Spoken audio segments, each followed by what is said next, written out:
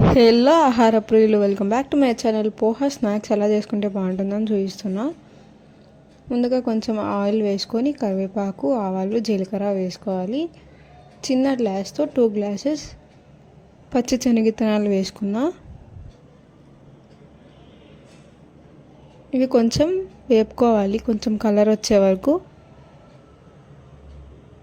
Same గ్లాస్తో 2 glasses పప్పులు వేసుకోవాలి. నేను ఇదంతా క్వాంటిటీ 7 సేర్లు అటుకులకి చెప్తున్నా. కొంచెం ఎల్లిపాయ దంచుకొని వేసుకున్నా, కావాలంటే అలా వేసేసుకోవచ్చు. అది కొంచెం మగ్గాక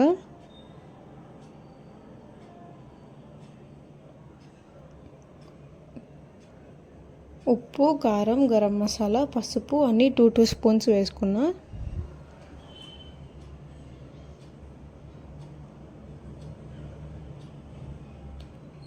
అటుకులన్నీ వేసేసుకొని మసాలా అంతా కలిసేలాగా కలుపుకోవాలి.